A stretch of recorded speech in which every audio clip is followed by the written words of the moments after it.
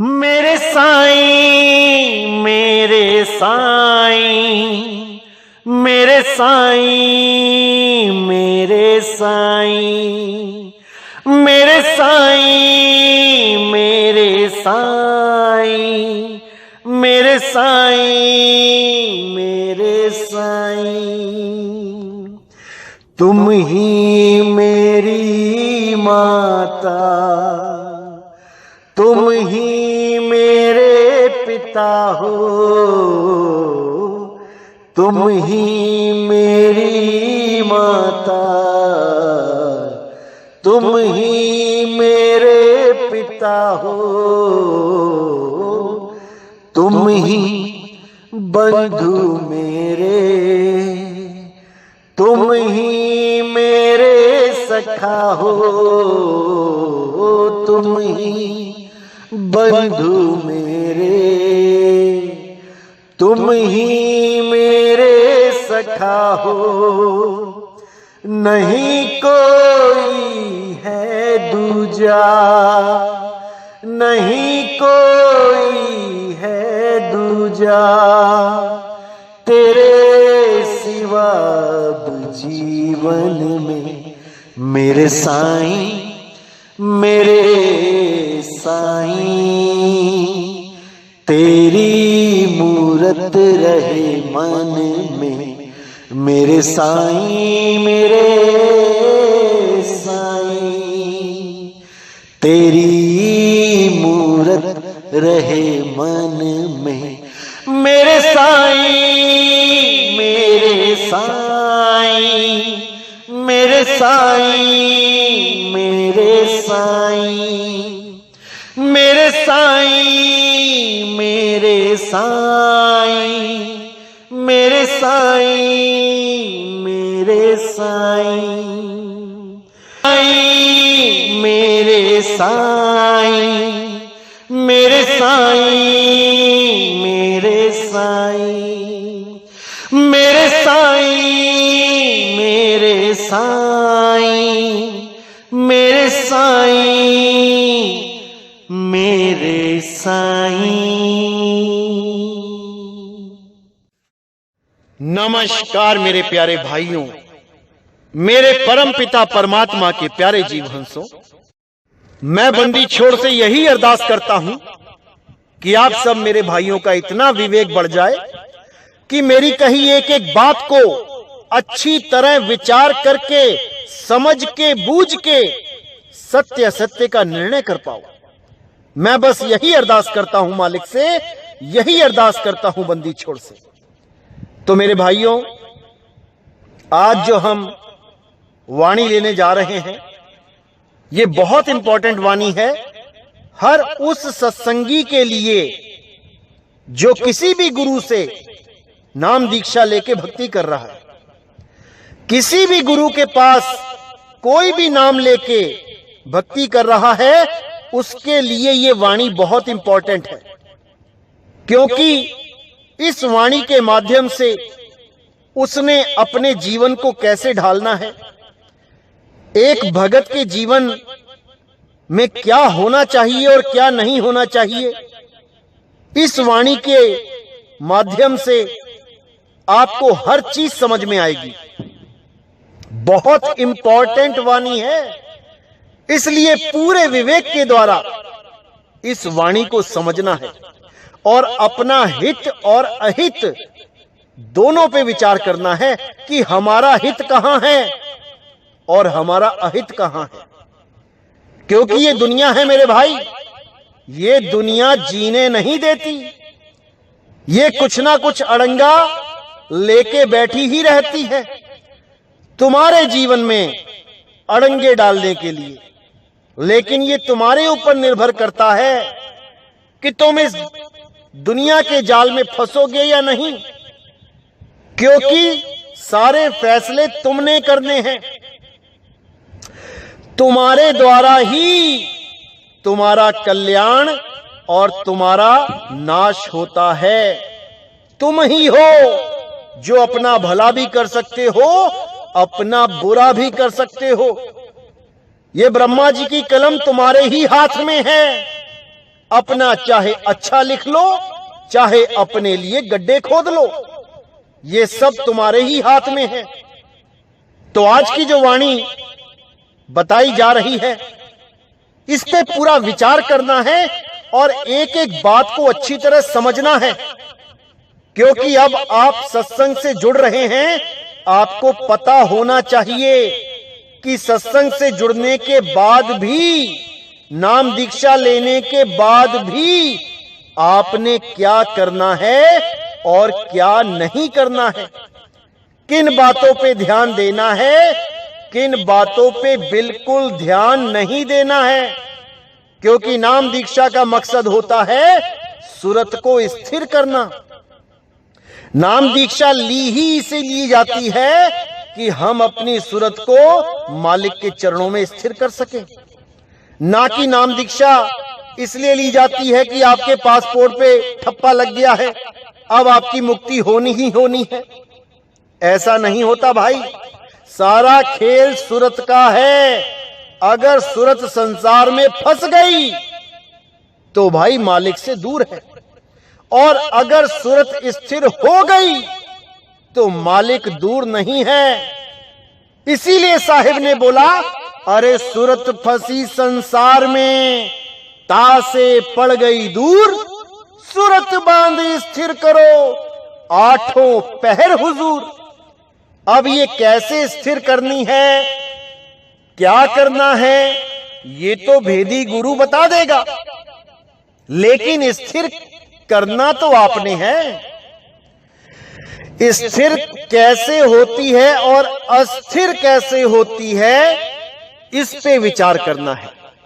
क्या वो कारण है जिसकी वजह से सूरत बार बार भटक जाती है? ध्यान करते हैं, ध्यान धरते हैं, ध्यान लगता नहीं। क्यों? क्योंकि ध्यान कहीं और फंसा पड़ा है। कैसे लगेगा?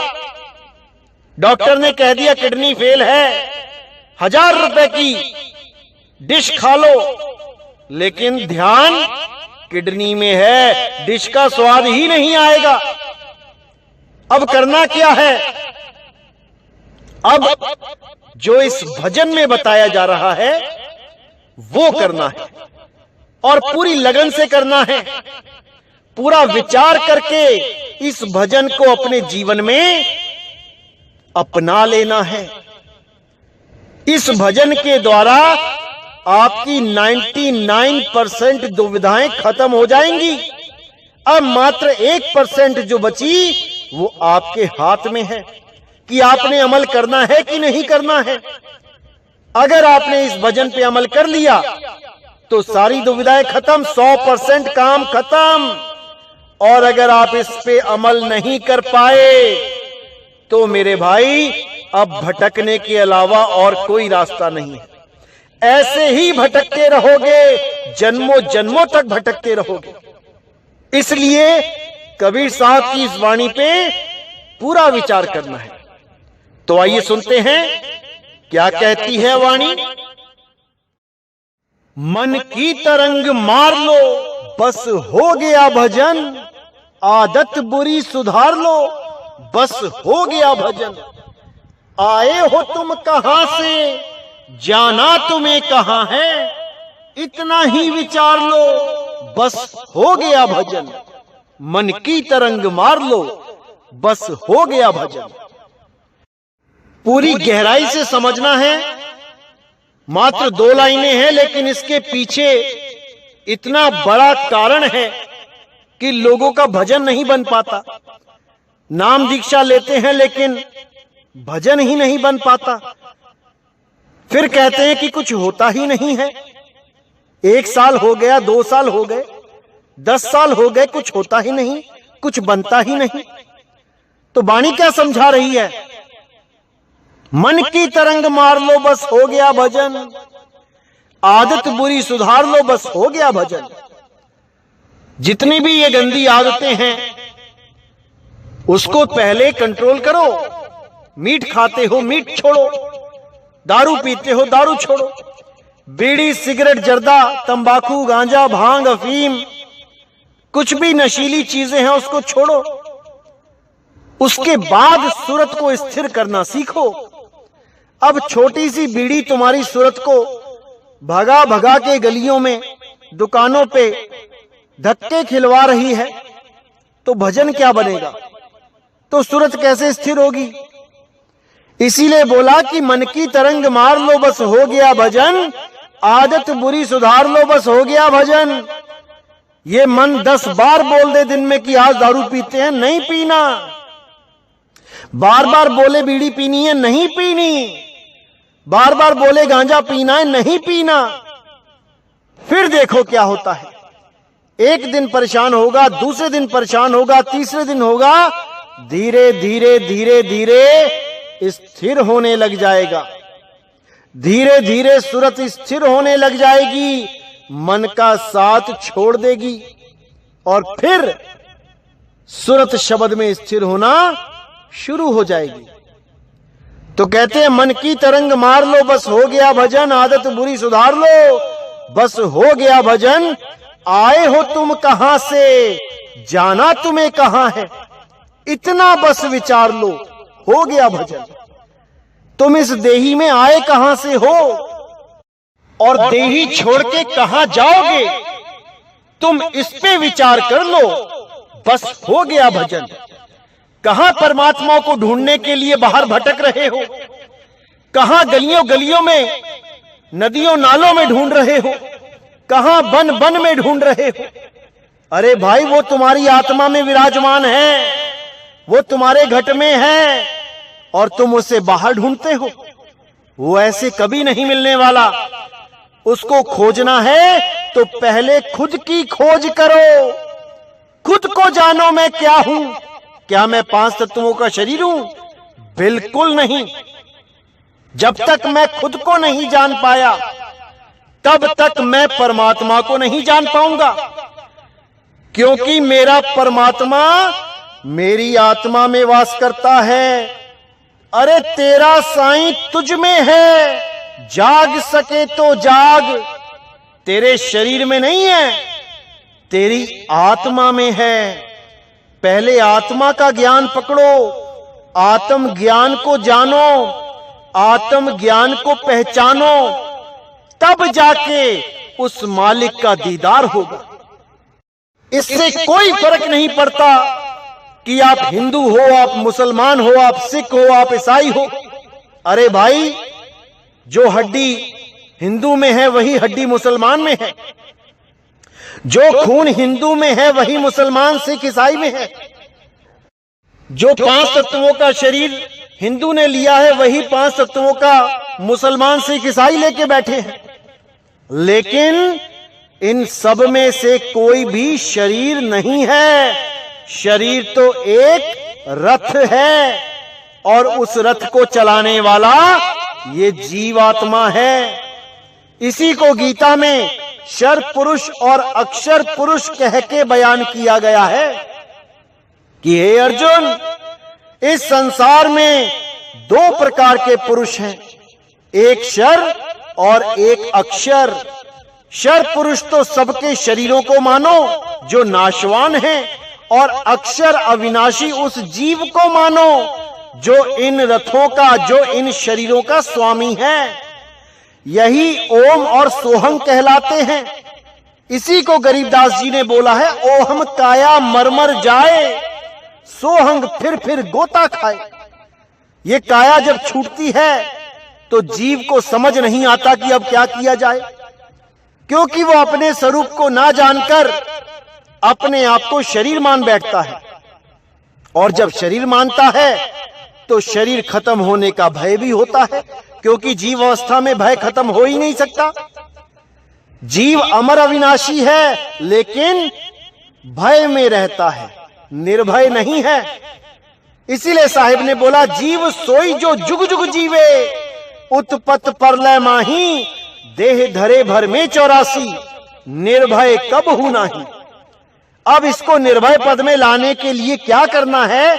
इसके पद को उच्च कर देना है। यानी अब तीसरे पुरुष का जिक्र करते हुए गीता में बोला गया, हे अर्जुन, इन दोनों में से पूजनीय कोई नहीं है, उत्तम पुरुष तो अन्य है। वो तीसरा पुरुष कौन है? वो शुद्ध चैतन्य स्वरूप आत्मदेव है और उसी आत्मदेव में परमात्मा का वास है। इसी को समझना है। जब तक ये सूरत शरीर को पकड़ के बैठी है, ये अज्ञानता में है, और जब ये सूरत शब्द गुरु को पकड़ लेती है तो ये ज्ञान में आ जाती है। अब इसी को समझना है। इसी का भेद बताते हुए कबीर साहब ने बोला कि ये जो अक्षर सूरत है, ये अज्ञानता की नींद में डूबी हुई है। इसी को कबीर सागर में सृष्टि रचना के आधार पर समझाया गया कि अक्षर पुरुष जो है उसे नींद आ जाती है और नींद में काल भगवान की उत्पत्ति हो जाती है, यानी शरीर उत्पन्न हो जाता है। इसी को कबीर साहब ने बार बार समझाया कि जब तक ये अक्षर पुरुष सोता रहेगा, बार बार सोता रहेगा, ये काल भगवान बार बार पैदा होता रहेगा। इसीलिए साहिब ने बोला, अब तू जाग जा, अब तू ज्ञान में आ जा। जागने का मतलब है ज्ञान में आ जाना, और सोने का मतलब है अज्ञान दशा में रह जाना। तो साहिब कहते हैं अक्षर पुरुष अगर दोबारा सो जाएगा तो ये काल फिर पैदा हो जाएगा, यानी ये सूरत अगर अज्ञान में रह गई तो दोबारा से देह छोड़ के दोबारा देह पकड़ लेगी। इसीलिए साहिब कह रहे हैं, मैं कहता हूं जागत रहियो और तू जाता है सोई रे, तेरा मेरा मनवा कैसे एक होई रे। तेरा और मेरा मन एक नहीं हो पाएगा, यानी जो ज्ञान में समझा रहा हूं वो तू समझ ही नहीं पा रहा। मैं कह रहा हूं कि तू अपने हंस रूप को पहचान ले, तू अपने शुद्ध चैतन्य स्वरूप को पहचान ले, और तू अपने शरीर से ही पीछा नहीं छुड़वा पा रहा। तू अपने आप को आदमी और औरत मान रहा है, तेरा क्या हाल होगा अंत में। इसीलिए बार बार साहिब समझा रहे हैं कि तुम शरीर नहीं हो भाई, तुम आत्मदेव हो, अपने आप को पहचान लो। यही कृष्ण जी बार बार समझा रहे हैं अध्याय 2 में कि हे अर्जुन, ये जितने भी राजा महाराजा सामने खड़े हैं, इनको शरीर मत समझना, ये आत्मदेव हैं। ऐसा कोई समय नहीं था जब ये नहीं थे, और ऐसा कोई समय नहीं आएगा जब ये नहीं होंगे। कैसे नहीं होंगे? आत्म स्वरूप में नहीं होंगे। ऐसा कोई समय नहीं आएगा जब ये आत्म स्वरूप में नहीं होंगे। ये शरीर तो नाशवान है, ये तो अभी युद्ध में सारे शरीर खत्म हो जाएंगे, लेकिन फिर भी आत्मा का बाल बांका नहीं होगा, क्योंकि आत्मा को ना तो कोई शस्त्र काट सकता है, ना अग्नि जला सकती है, ना वायु सुखा सकती है, और ना ही जल इसको भिगो सकता है। इसलिए केवल अपने आत्म स्वरूप को पहचानो और जन्म मरण से मुक्त हो जाओ। यही मूल ज्ञान है, यही गीता का सार है, जो हम सब नहीं समझ पा रहे हैं। अध्याय 2 पढ़ के देखिए क्या लिखा है उसमें, और उस पे अमल कीजिए। तो आगे क्या कहती है वाणी? कोई तुम्हें बुरा कहे तुम सुनकर करो क्षमा, वाणी का सुर संभाल लो, बस हो गया भजन, मन की तरंग मार लो, बस हो गया भजन। अब यहां साहिब ने बिल्कुल क्लियर कर दिया कि कोई तुम्हें बुरा कहे। सबसे इंपॉर्टेंट बात यही है मेरे भाइयों, क्योंकि हमारी जो सूरत है वो स्थिर इसलिए नहीं हो पाती क्योंकि हमें परमात्मा से ज्यादा दुनिया की चिंता रहती है। हमें यह नहीं लगता कि मैं भजन पे नहीं बैठूंगा या मैं भक्ति नहीं करूंगा तो परमात्मा क्या कहेंगे।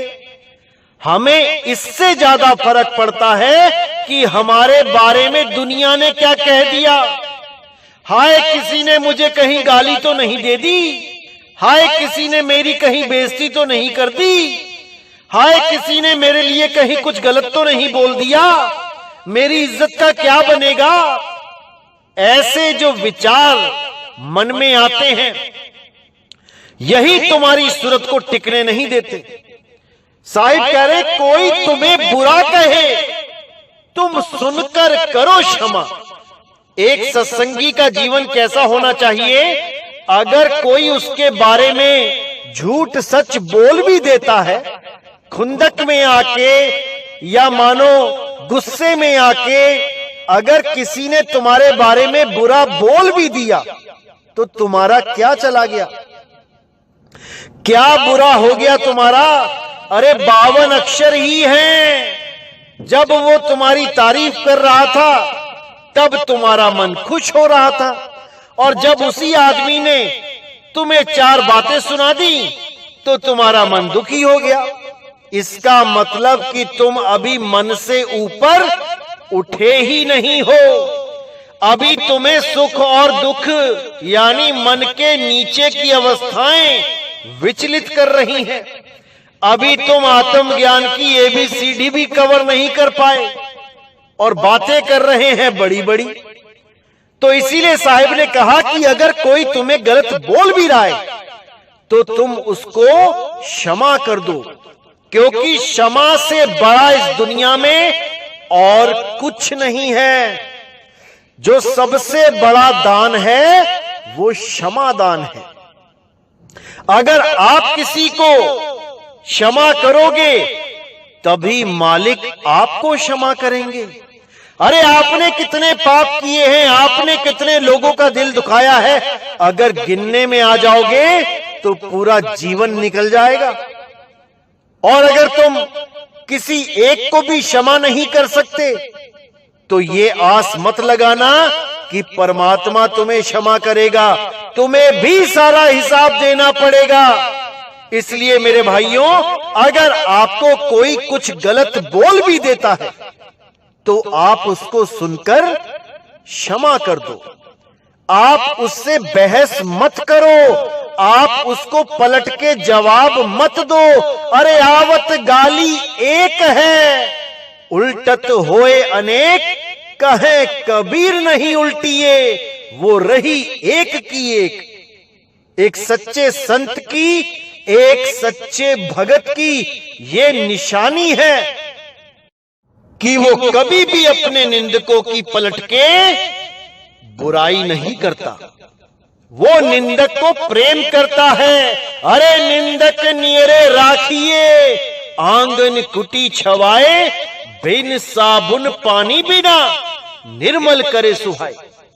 क्योंकि ये दोहे बोलने तो आसान है, हर कोई ये बोल देता है निंदक नेड़े राखिए, लेकिन जब किसी की निंदा होती है तब उसकी शक्ल देखो, मुंह लटक जाता है नीचे को कि हाय, मेरे बारे में ऐसा कैसे कह दिया किसी ने।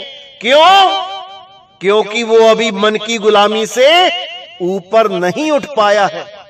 वो केवल बोल रहा है कि आत्मा को कोई मार नहीं सकता, आत्मा को कोई काट नहीं सकता।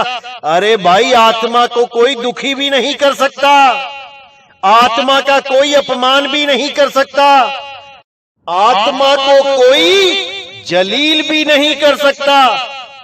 कितना ही जोर क्यों ना लगा ले, आत्मा को कुछ नहीं होता, क्योंकि आत्मा सुख दुख से परे है। ये मन सुख और दुख में फंसा है। अगर किसी की कड़वी बातें सुन के आपको दुख होता है, तो समझ जाना अभी भक्ति नहीं बन रही है, अभी बहुत कुछ करना पड़ेगा। अगर किसी के कड़वे वचन सुन के तुम्हें रातों को नींद नहीं आ रही, तो समझ जाना अभी दिल्ली बहुत दूर है। याद रखना मेरे भाइयों, खोद खाद धरती सहे और कांट छांट बनराए, कटु वचन साधु सहे और से सहा ना जाए। असली साधु वो होता है जो सारी दुनिया के कड़वे वचन अपने दिल पे सह सकता है, और जो कुछ कड़वे वचन ही नहीं सह पाया, वो काहे का साधु है। वो केवल कपड़े पहन के साधु बन गया, अभी उसके दिल में मान बढ़ाई की इच्छा है। अभी उसके दिल में मान सम्मान की इच्छा है। जिस दिन वो मान सम्मान अपमान से ऊपर उठ गया, उस दिन वो साधु कहलाएगा, उस दिन वो संत कहलाएगा। अगर उसको एक आम आदमी अपने कड़वे वचनों से हिला दे तो मेरे भाई अभी वो साधु नहीं है, अभी वो संत नहीं है, अभी वो भगत भी नहीं है। अरे एक आम भगत भी इतनी ऊंची अवस्था में पहुंच जाता है कि सारी दुनिया की निंदा अकेला सह सकता है। अरे कबीर साहब कहते निंदो निंदो मोको लोग निंदो, अरे निंदा हमको बहुत प्यारी, निंदा बाप निंदा महतारी। निंदा ही मेरे मां है, निंदा ही मेरे बाप है। मुझे जितना निंदना है निंदा कर लो, क्योंकि हमारे कपड़े निंदक धोवे, हमारे मैले कपड़े केवल निंदक धो सकता है। और उस निंदक को बलिहार जाता हूं जो हमारी निंदा करता है, क्योंकि इतना समय कहां है किसी के पास जो एक दूसरे की बातें कर सके। लेकिन वो निंदक अपने सारे काम धाम छोड़ के हमारी निंदा कर रहा है। धन्य भाग हमारे जो ऐसा निंदक हमें मिला, जो दिन रात मेरा नाम जप रहा है। कितना प्रेम करता है वो अंदर, कोई नहीं जान सकता उसके प्रेम को। दिन रात उसे केवल हमारे ही सपने आते हैं कि मैं कैसे करके पूरा दिन इसकी निंदा कर दूं, पूरा दिन इसके नाम को बदनाम करूं। सोचो कितना प्रेम है उसके दिल में। तुम्हारे अलावा वो किसी को चाहता ही नहीं है। अपनी मां को भूल गया, अपने बाप को भूल गया, खाना पीना नौकरी दुकान चाकरी सब भूल गया, केवल तुम्हें याद कर रहा है। सोचो कितना प्यार है उसके दिल में। ऐसा बंदा मिलेगा कहीं जो सब कुछ छोड़ के केवल तुम्हें याद कर रहा है। वही तुम्हारा हितैषी है, वही तुम्हारा सच्चा प्रेमी है। जैसे राम को इतना तो शबरी ने भी याद नहीं किया होगा जितना रावण याद करता था। दिन रात एक ही काम था, राम राम राम, बस, और उसे कुछ याद नहीं रहता था। इसी प्रकार हमारे निंदक हमारे सबसे प्रिय मित्र हैं। उनसे ज्यादा प्यारा हमें कोई नहीं, कोई नहीं। और जिसने भी हमसे नाम लिया हुआ है उसको भी अगर हमारी निंदा सुनने को मिलती है तो उसको हजम करो, उसको हजम करो। विचलित नहीं होना है, नाराज नहीं होना है, गुस्सा नहीं आना चाहिए किसी पर भी, केवल तरस आना चाहिए, केवल तरस आना चाहिए। तरस खाओ उन लोगों पे जो निंदा कर रहे हैं। तुम्हारे मुंह से कोई कड़वा वचन नहीं निकलना चाहिए। मुझे कभी भी ऐसा पता नहीं लगना चाहिए कि हमारा कोई शिष्य किसी निंदक से कहीं बहस कर रहा है। बिल्कुल भी नहीं। ये काम एक सच्चे कबीर पंथी का हो ही नहीं सकता। जो भी कबीर पंथ में है, इस भजन को अच्छी तरह समझ लो, इस भजन को अपने जीवन में ढाल लो, क्योंकि ये पहली सीढ़ी है।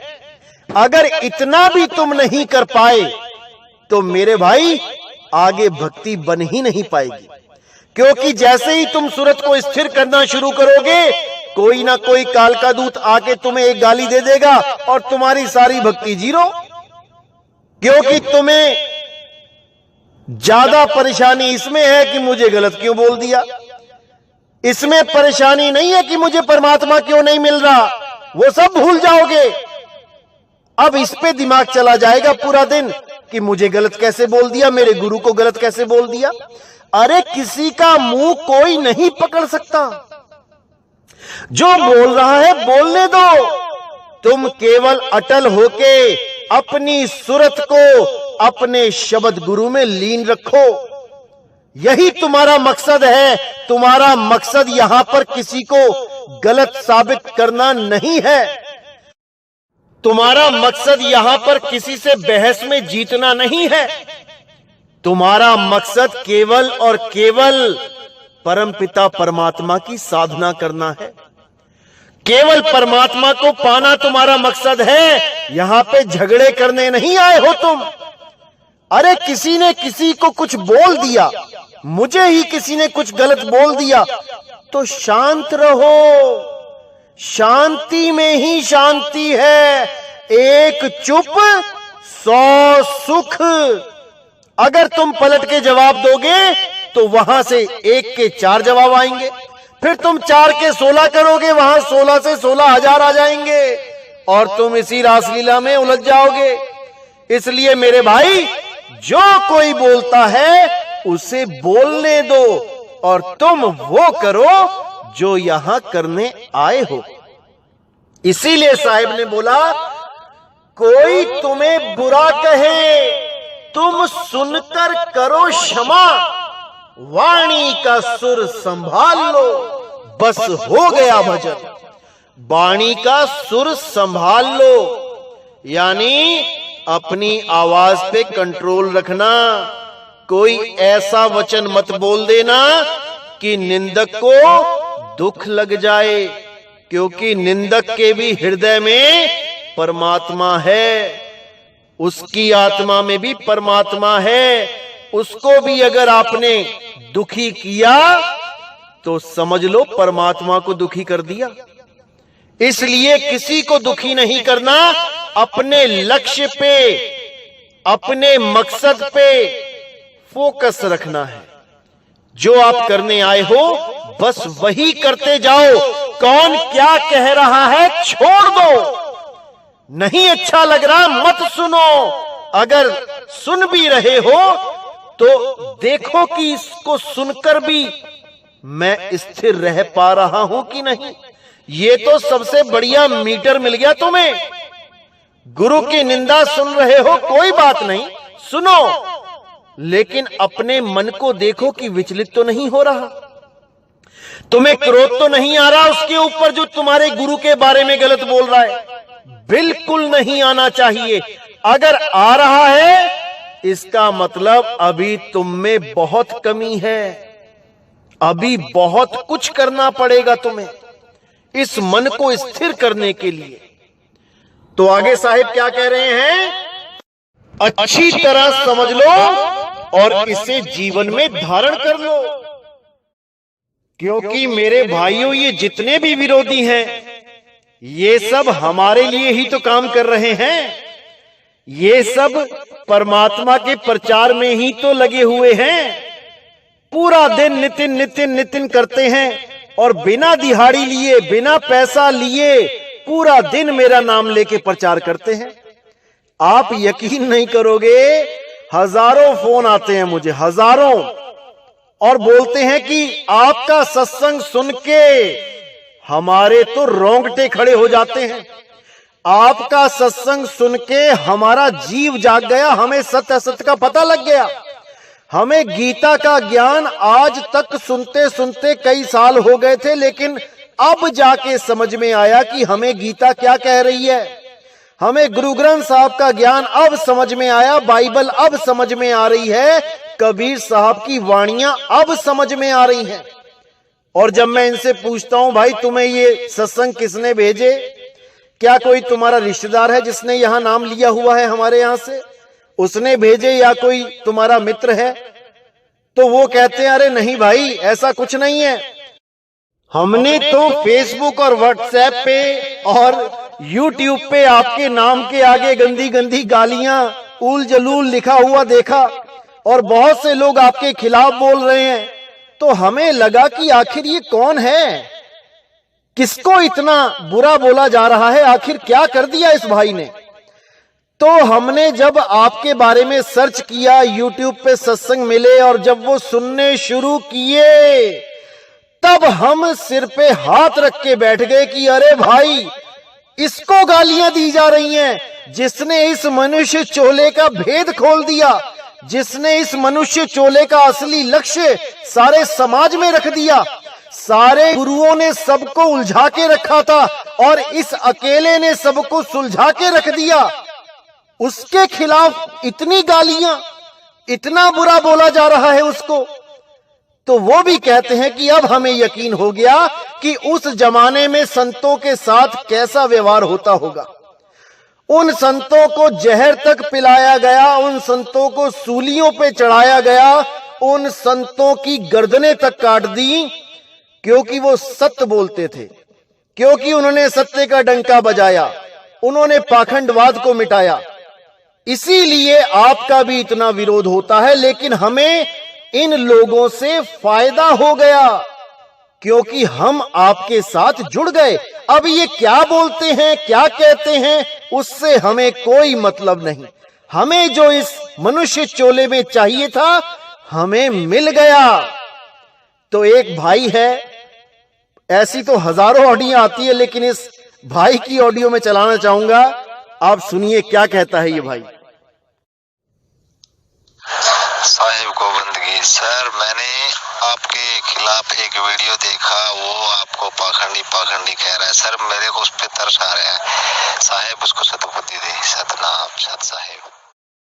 नेकी सभी के साथ में बन जाए तो करो, मत सरबदी का भार लो, बस हो गया भजन।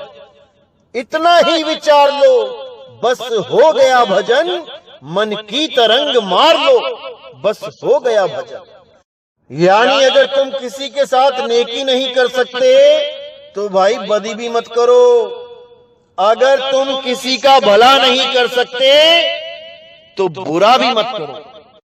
अगर कोई तुम्हारा मित्र भी है और तुम उसके साथ रहते हो, उसके साथ मित्रता निभा रहे हो, और तुम्हें पता लग जाए कि वो मित्र दगाबाज है, फिर भी आप उसको बुरा भला मत कहो और आप उसको केवल त्याग दो। आप उससे दूरी बना लो।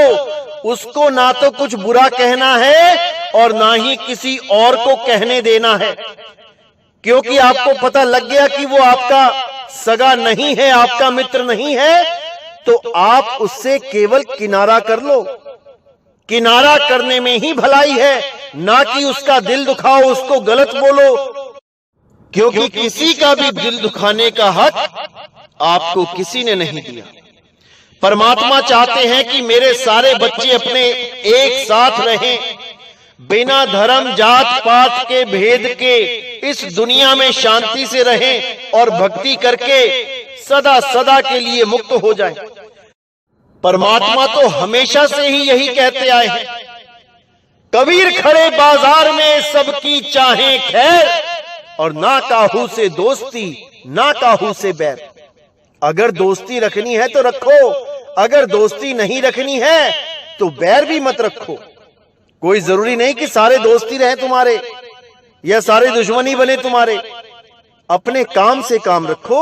जो कार्य आप यहां करने आए हो उसको आप निपटाओ और इस दुनिया को सदा के लिए अलविदा कह के निकल जाओ। अरे यहां बड़े बड़े राजा नहीं बचे, आप यहां पर कैसे रहोगे? बड़े बड़े ऋषि मुनि नहीं यहां पे रह पाए, आप यहां पर कैसे रहोगे? सबका समय आने वाला है, सबको जाना पड़ेगा। जाने से पहले बस एक काम पूरा करके जाना है कि हमारी सूरत शब्द में टिक जाए, बस। इसके अलावा कोई मान अपमान हानि लाभ मकान दुकान, अरे भैया कुछ साथ नहीं जाने वाला, सब यहीं रह जाएगा। आज बड़े बड़े मान सम्मान प्राप्त कर रहे हो, कल को तुम्हारी फोटो के ऊपर माला पड़ जाएगी। और आज यहां पर तुम्हें लग रहा है कि हाय मुझे ऐसे बोल दिया वैसे बोल दिया, मुझे गालियां दे दी। कल को वही लोग तुम्हारी तारीफ करेंगे जब तुम इस दुनिया से चले जाओगे। वही लोग कहेंगे बहुत अच्छा था, बहुत बढ़िया बंदा था। उससे कोई फर्क नहीं पड़ता। तुम यहां पर मान और अपमान इकट्ठा करने नहीं आए हो। तुम यहां पर केवल अपना बिगड़ा हुआ कार्य संवारने आए हो। जो सूरत तुम्हारी भटक गई है उसको स्थिर करने के लिए आए हो। इसीलिए इंसानी चोला मिलता है, और कोई चोला इसीलिए नहीं मिला आपको ताकि आप इस कार्य को इस बार पूर्ण कर पाएं। लेकिन हम छोटी छोटी बातों से विचलित हो जाते हैं। इसलिए मेरे भाइयों, अच्छी तरह इस चीज को समझ लो कि इन चक्करों में नहीं पड़ना है। कोई कुछ बोलता है, बोलने दो, उसका मुंह है, परमात्मा ने उसको बोलने की ताकत दी है।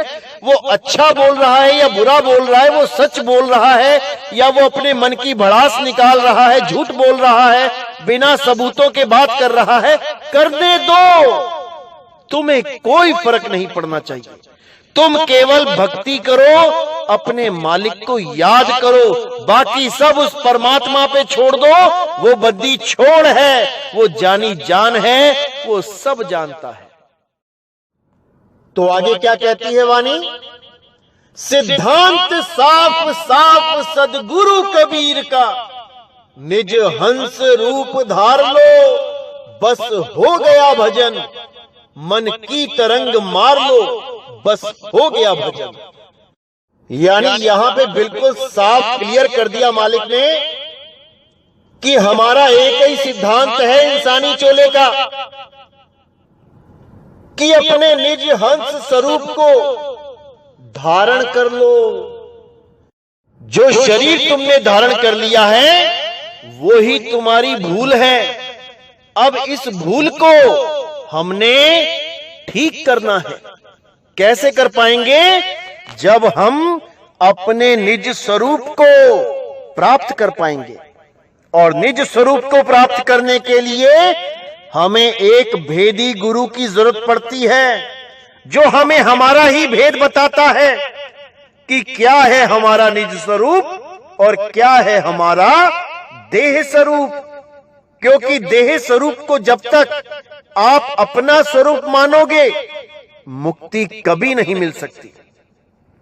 क्योंकि जैसे ही देह छोड़ने की बात आएगी, आप एकदम विचलित हो उठोगे कि मैं शरीर कैसे छोड़ूं, मैं शरीर को छोड़ के कहां जाऊं, चाहे कोई किसी भी धर्म का क्यों ना हो, विचलित हो जाएगा। उसको समझ नहीं आएगा अब क्या करूं, कौन सा मंत्र जपूं, किसके पास जाऊं। लेकिन अगर भेदी गुरु उसके जीवन में आ चुका है तो वो उसको तरीका बता देगा कि बेटा जैसे ही अंत समय आएगा, तुमने वो करना है जो मैं तुम्हें समझा रहा हूं। उसके बाद केवल शरीर को त्यागना शेष रह जाता है। अपने स्वरूप को प्राप्त करके इस शरीर को केवल त्यागना है, मरना नहीं है। कोई नहीं मरेगा, केवल इस शरीर को त्यागेगा। और त्याग के कहां जाना है, ये भेदी सतगुरु आपको बता देगा। अब आपका आना जाना सदा के लिए समाप्त हो जाएगा।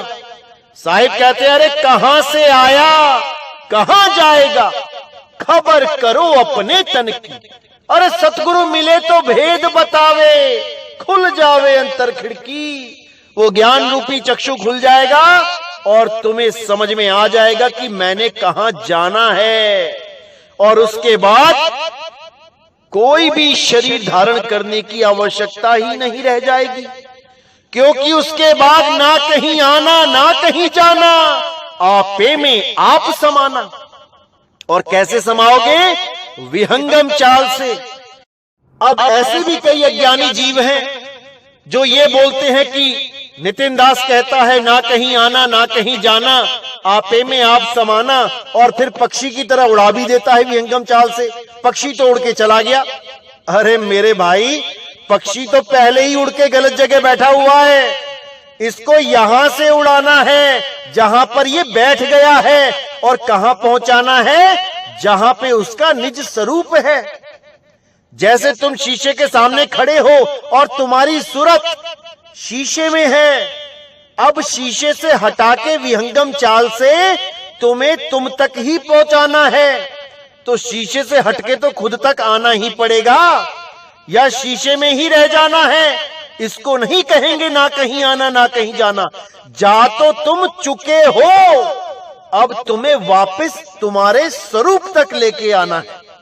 इसको कहते हैं ना कहीं आना ना कहीं जाना। यानी अब तो ना इस दुनिया में वापस आना है और ना ही किसी सतलोक, अलखलोक, अगमलोक, अनामी लोक, शिवलोक, ब्रह्मलोक कहीं भी जाना है।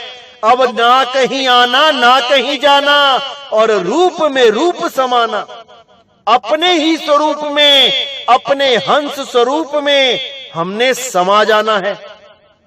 लेकिन हंस देही मत समझ लेना कहीं कि छठी देही हंस देही को अपना स्वरूप समझ लो।